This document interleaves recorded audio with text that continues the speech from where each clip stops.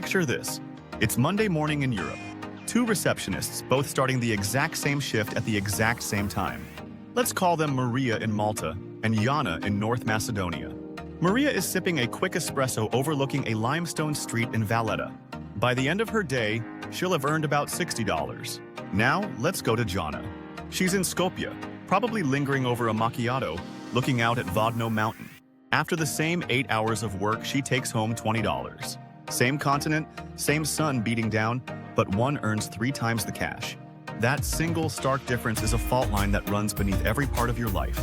It dictates the neighborhood you live in, the food on your plate, whether you can afford to turn on the air conditioning, and even the way you talk to your neighbors. Stick with me. In the next 30 minutes, I'm going to give you a full diagnostic on both of these places. You'll know which country will bleed your wallet dry, which one will test your patience with Byzantine bureaucracy, and which one, just maybe, might feel like home.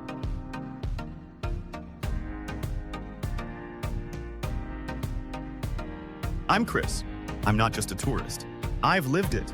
I spent 4 summers sweating through my shifts at hostels in Valletta, dealing with every kind of tourist imaginable and trying to scrape together enough money for a decent weekend. I also spent 2 long, cold winters holed up in Skopje, finishing a history degree and learning the true meaning of community. I've signed rental contracts in both capitals.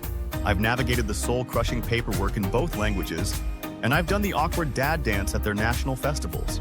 This isn't a travel blog puff piece. This is the side-by-side, brutally honest guide I wish someone had shoved in my hand at baggage claim.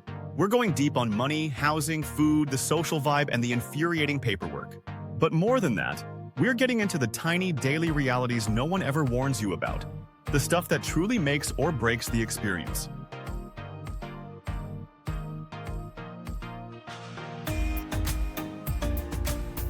Let's get right to the cash because without the numbers, everything else is just a daydream. That receptionist example, it plays out across the board. Imagine you're a junior graphic designer, fresh out of school with a decent portfolio. In Malta, you can realistically expect to take home about $400 a month after tax. In North Macedonia, for the same role, you're looking at maybe $500. A nurse with a few years of experience? In a Maltese hospital, that's about $800 a month. In Skopje, it's closer to $650. But the raw numbers don't tell the whole story. It's the feeling behind them that hits you.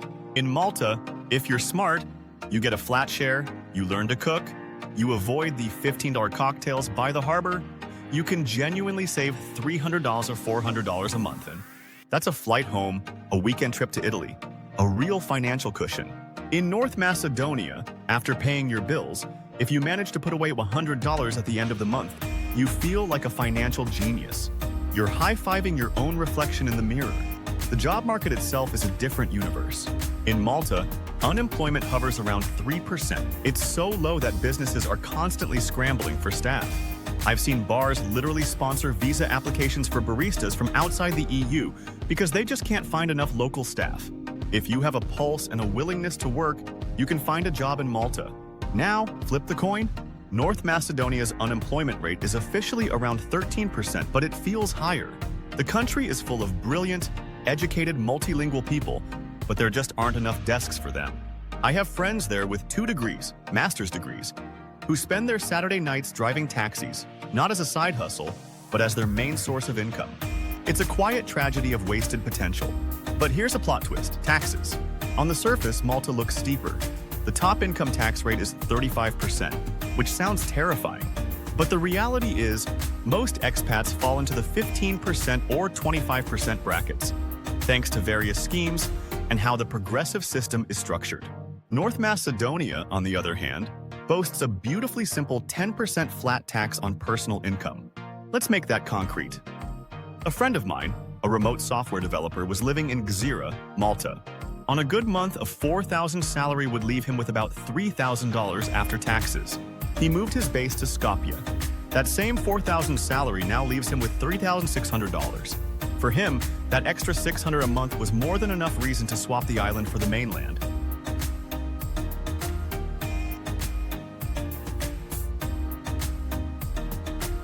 Your salary is just one half of the equation. The other half is how fast the country rips it out of your hands. And that starts with rent. Rent is the single biggest factor that will determine your lifestyle. In Malta, the property market is brutal, especially in the popular coastal areas. Want a basic one-bedroom apartment in a desirable area like Slima or St. Julian's? You're looking at $900 a month minimum, and that's probably for a place that hasn't been updated since the 90s. If you want something modern, with a balcony that doesn't just face a brick wall, you'll easily cross the $100 mark. My first place in Malta was a tiny $700 a month studio in Gezira, and the main selling point was that the stairs to the fourth floor walk-up were only older than Napoleon. Now let's go to Skopje. You want to live in Debar Malo, the city's coolest, most vibrant neighborhood, full of bars and cafes. A fully renovated 45 square meter flat there will set you back $250 a month. Let me repeat that, 250 euros. For what you pay for a damp basement studio in Malta, you can get a spacious, stylish apartment in the best part of Skopje. Utilities are the great equalizer, sort of. In either place, you can expect to budget around $70–100 a month for water, electricity, and internet. In Malta, your summer electricity bill will be terrifying because of the aircon you'll need to survive the humid 40-degree heat waves. In North Macedonia, your winter heating bill will make you wince, as the city is shrouded in a cold fog, and you need the central heating on constantly. They find different ways to get your money, but they get it. Groceries feel like a rigged game. A standard weekly shop in Malta, milk, bread, chicken, vegetables, coffee, will cost you around $45 to €50. In North Macedonia, that same basket of goods is closer to $25. But it's the quality that's staggering. The tomatoes in a Maltese supermarket often look like they were designed in a lab, perfectly round, perfectly red, and tasting of absolutely nothing. They taste like the color beige. The tomatoes you buy from a green market in Skopje, however, taste like they were grown by your grandmother. They're bursting with a flavor that feels like bottled sunshine from 1995. Malta has fancy imported cereals and vegan ice cream, sure, but you'll pay triple the price for it, and you'll do so without guilt because the local alternative is often disappointing. Eating out follows the same pattern. A decent dinner out with a glass of wine in Malta will easily cost $30 per person. In North Macedonia, you can have an incredible meal with a bottle of wine for $10 a head. And in North Macedonia, the experience is different. The waiter will probably bring you a small plate of salad and a shot of rakija, the local fruit brandy, on the house.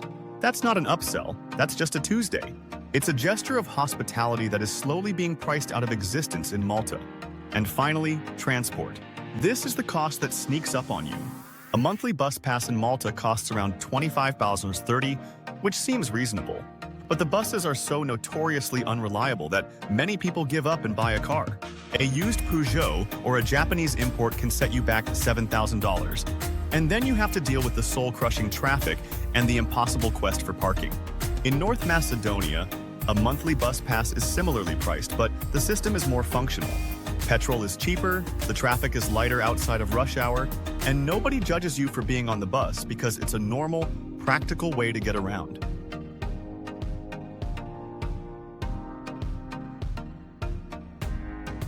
This is where you stop calculating and start feeling the difference. Malta famously runs on island time. A meeting scheduled for 9 a.m. really means 9:15 is perfectly fine, 9:30 is forgivable, and arriving at 9:45 will earn you nothing more than a gentle theatrical tut. It's a relaxed pace that can be charming when you're on holiday, but infuriating when you're waiting for a plumber. North Macedonia has a different rhythm. It's also relaxed, but it's wrapped in a surprising layer of formality. You might stroll into the office at 9:10, but you are expected to shake every single person's hand, from the director to the intern. Titles are important. You address people as Gospodin Petrov, Mr. Petrov, or Gospodo Dmitrievska, Mrs. Dmitrievska, until you are explicitly invited to use their first name.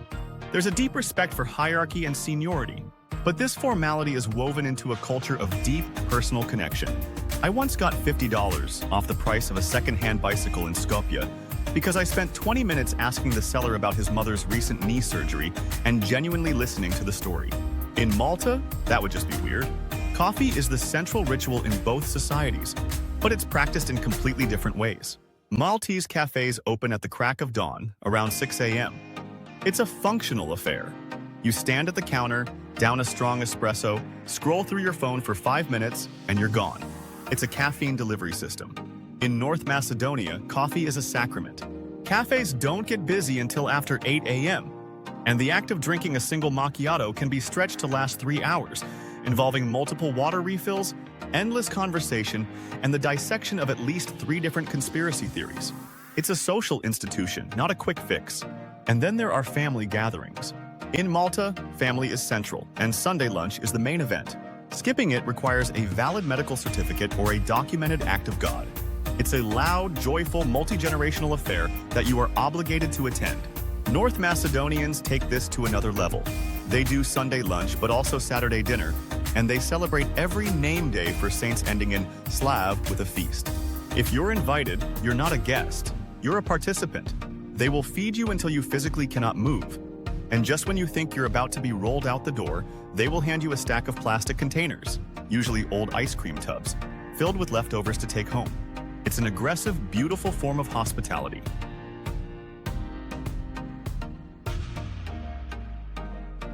Both countries know how to throw a party, but their styles are worlds apart. A Maltese summer is a relentless barrage of fireworks and brass bands. Every single village, no matter how small, has a festa to celebrate its patron saint.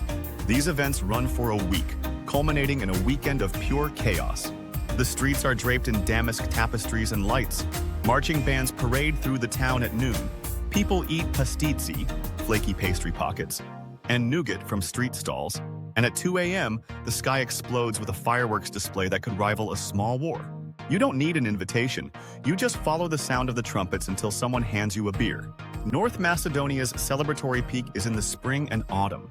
The most famous event is the Galachnik Wedding Festival, held every July in a remote mountain village. For 2 days, a specially chosen couple gets married according to centuries-old traditions, broadcast live for the nation to see. It involves incredible costumes, so heavy and ornate they look like they need their own suitcase, the ceremonial shaving of the groom, and powerful folk dances like the teshkoto, the hard one, a slow, mournful dance performed by men that symbolizes the hardship of their history.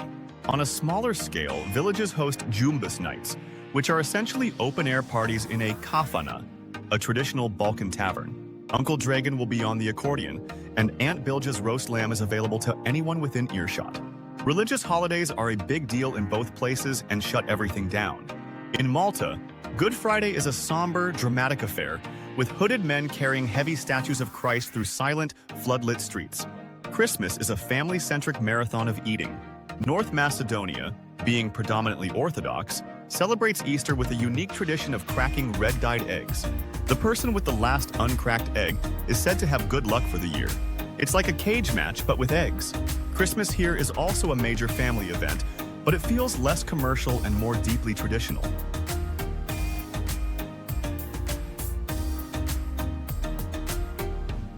Your health and your sanity are the last 2 pieces of the puzzle. Healthcare quality generally follows the money. Malta spends significantly more per capita on its health system, and it shows. The waits are generally shorter, the equipment is shinier, and for EU citizens, it's largely free at the point of use. I once sliced my hand open on a rusty gate in Sliema. I was in and out of the local health clinic with 10 stitches in under 90 minutes, and I never saw a bill. In Skopje, the experience can be different. The public system is underfunded and waits can be long. I remember waiting 4 hours in a crowded public clinic for a simple x-ray. However, the doctors are often highly trained, many speak perfect English, and the private system is incredibly affordable. That same x-ray at a private clinic in Skopje cost me 12s, and the doctor who saw me was probably one of the top specialists in the country. So you have a choice. Free and potentially slow, or incredibly cheap and fast. And now for everyone's favorite topic, bureaucracy. Dealing with paperwork hurts everywhere. It just hurts in different fonts. Getting a residency card in Malta as an EU national requires a stack of documents, an employment contract, a rental agreement, proof of health insurance, and the patience of a saint. You'll submit everything to a government agency and then wait, in a state of suspended animation for weeks or even months. North Macedonia wants all the same papers, but with a few extra, uniquely Balkan twists. You'll discover you need a specific stamp that can only be issued by a certain office on a Thursday morning between 10 a.m. and noon. You'll be sent from one counter to another in a Kafkaesque paper chase. But here's the secret weapon. Bring chocolate for the clerks. I'm not joking. A simple box of chocolates can turn a hostile bureaucrat into your best friend. It's a small, unspoken tradition that acknowledges their humanity and can cut through weeks of red tape. Finally, a look at the data. Life expectancy in Malta is around 83 years, while in North Macedonia it's closer to 77. But the lifestyle on the ground can flip that script. The Maltese diet, heavy on bread and pastries like the beloved pastitsi, contributes to high rates of obesity. In North Macedonia, the smoking rate is one of the highest in Europe, a constant haze in cafes and bars. But Macedonians also have an incredible outdoor culture. They hike the surrounding mountains every weekend because the roads are bad and the nature is stunning. I lost 5 kilos in Skopje without even trying, just by walking everywhere. When I moved back to Malta, I found them again within a month.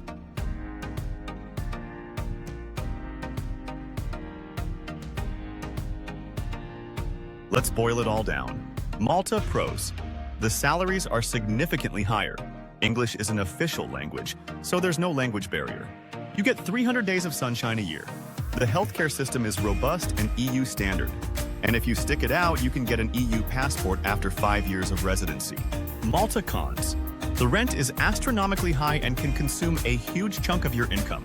The summer months are intensely crowded with tourists. The beautiful coastline is mostly rocky with few sandy beaches.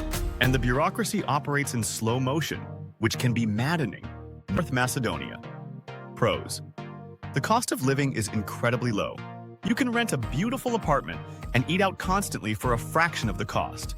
The food quality, especially fresh produce, is outstanding. You're surrounded by stunning mountains and hiking trails. And the people are so welcoming that your neighbors will practically adopt you.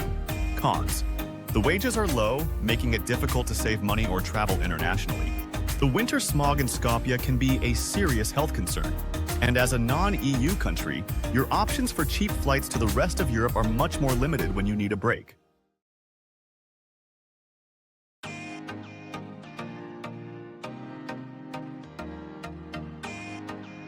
If this breakdown is already starting to tip the scales for you, do me a favor and hit that subscribe button. Next week, I'm going deep into the green markets of North Macedonia. So, who is each country for? It's not about good or bad, it's about the right fit. If you work in mobile tech, iGaming, or finance, Malta is the obvious choice. The salaries are competitive, the industry is booming, and having Malta on your LinkedIn profile looks slick. You can work hard during the week and be in Sicily for a weekend getaway. If you're a digital nomad, a remote coder, an online teacher, or you have an Etsy side hustle, North Macedonia is a paradise. Your euros or dollars will stretch for what feels like an eternity. You can turn your income into long, leisurely coffees, weekend trips to Thessaloniki in Greece, and the mental space to actually get your creative work done. For couples, the strategy often looks like this. Spend a few intense years in Malta, stack as much cash as you can, then move to a place like Skopje for a better quality of life and to actually enjoy that money. For solo creatives, I've seen the reverse. Spend a cheap, focused year in Skopje to write your novel or build your portfolio, then move to Malta for 3 months to network, make connections, and burn through your savings in a blaze of glory. Families face the hardest calculation. Maltese schools often teach in English, and the island is safe and full of playgrounds. But the high cost of living can be a strain.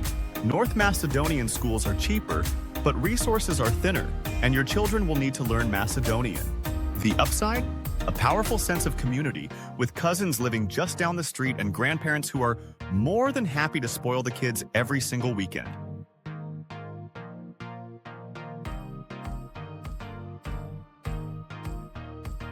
So, in the end, it's not about which country is better.